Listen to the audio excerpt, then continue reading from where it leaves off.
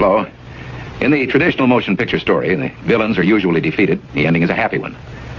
I can make no such promise for the picture you're about to watch. The story isn't over. You and the audience are part of the conflict. United Nations headquarters, which was built in 1945 and financed largely by John D. Rockefeller. Inside UN headquarters is an ominous meditation room. The custodian of the meditation room is Lucis Trust Company. At one time, the Lucis Trust was located at 666 United Nations Plaza and was formerly named Lucifer Publishing Company. The Rockefeller-funded UN meditation room is 33 feet long and 18 feet wide. 18 feet is 6 plus 6 plus 6. The small, dimly lit, windowless room was built in the shape of a pyramid that is laying on its side. At the center of the room is a 4-foot-high, black, casket-shaped stone slab which weighs 6.5 tons and is extremely magnetic and rests on a concrete pillar. The pillar descends beneath the floor into the bedrock and taps into the Earth's hyperdimensional energies to induce a state of altered consciousness. Not far from the meditation room is the United Nations Security Council chamber. This is the emergency room of the UN, where the world leaders meet when there is a threat to peace. They decide the fate of nations. Notice the giant mural that towers over the Security Council room. The central focus of the UN mural is the phoenix bird that has risen. The phoenix bird is a symbol of Lucifer. The Egyptians believed that the phoenix symbolized a god who rose to heaven in the form of a morning star like Lucifer after his fire immolation of death and rebirth. Notice that the phoenix bird is not standing above his own ashes. He is standing above his old skin. Like a snake, he has shed his old skin and is revealing himself as God at the center of the mural. At the top left, there is a church steeple without a cross. The missing cross symbolizes the death of Christianity. Below, a woman receives the rays of the sun god, while the man in front of her plays Pan's flute.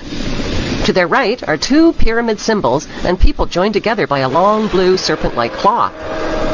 Below the risen phoenix, a sword is driven through a dragon beast. This represents the killing of old beliefs and religions that depicted Lucifer as a beast. The New World religion worships him as beautiful. Behind the phoenix, the ghostly figures of the walking dead are stepping into a void. They symbolize depopulation.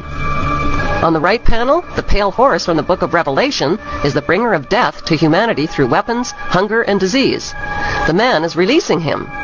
The chained black man represents slavery, while the top panel of the mural shows a technologically advanced white race who control industry, art, and science. In this post-apocalyptic mural, the military man standing on the tail of the beast represents worldwide military power. He tips his helmet to the elite, who are climbing out from underground cities, where they safely hid from the apocalypse. In the main oval panel above the phoenix bird, a woman is holding flowers. She is the bride in a wedding ceremony. Could the newlyweds symbolize William and Kate? The serpent in human form is tempting the little girl Eve, who accepts the apple. On the right side of the top panel, a reptilian green creature with scaly skin is dancing with a naked woman while musicians entertain him. The general message of the UN's Phoenix Rising mural is that humanity is stepping into a new Luciferic reality. Beneath this disturbingly prophetic mural, world leaders make global decisions that affect the lives of nearly 7 billion people. An occult organization that currently has its headquarters within the United Nations.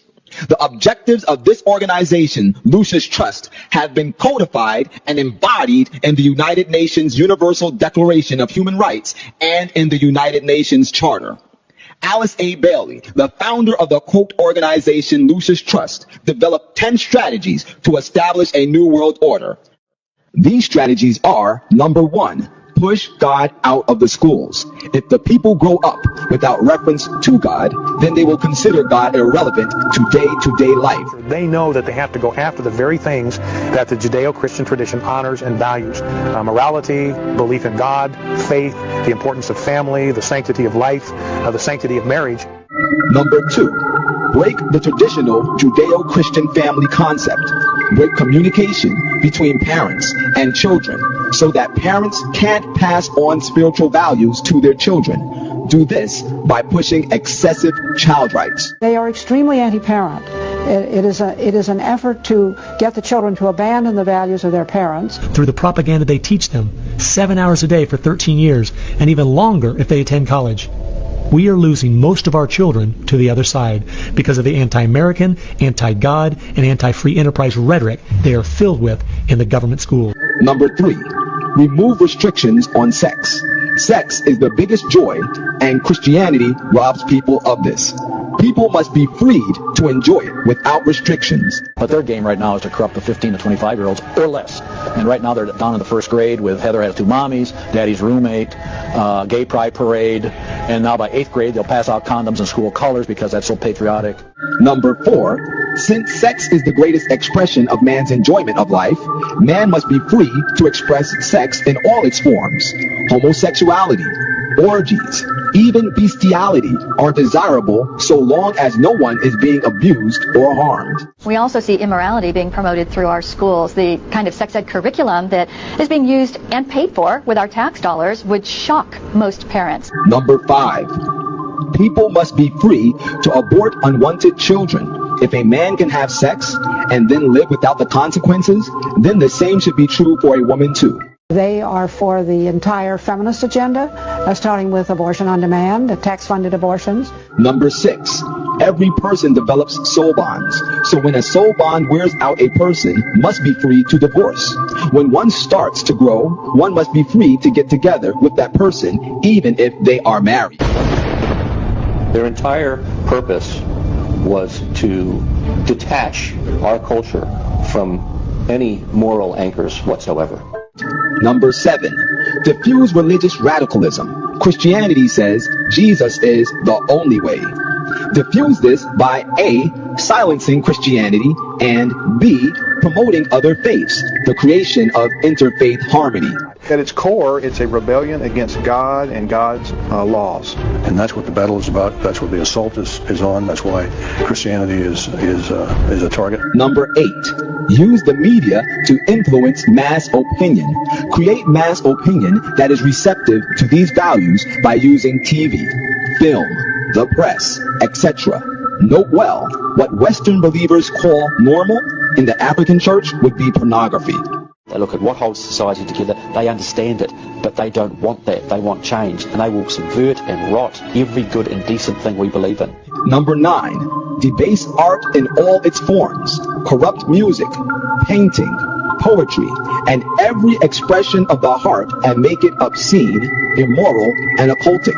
Debase the arts in every way possible. They've done everything in their power to dumb down our children, undermine our families, rewrite our history, and promote obscenity and immorality everywhere that they can.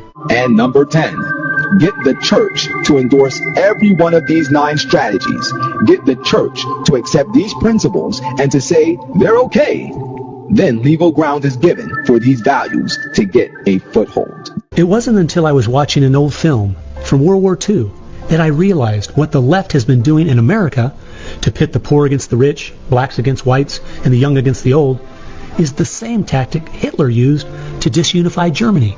You see, they knew that they were not strong enough to conquer a unified country. So they split Germany into small groups. They used prejudice as a practical weapon to cripple the nation. Remember that when you hear this kind of talk. Somebody's going to get something out of it, and it isn't going to be you.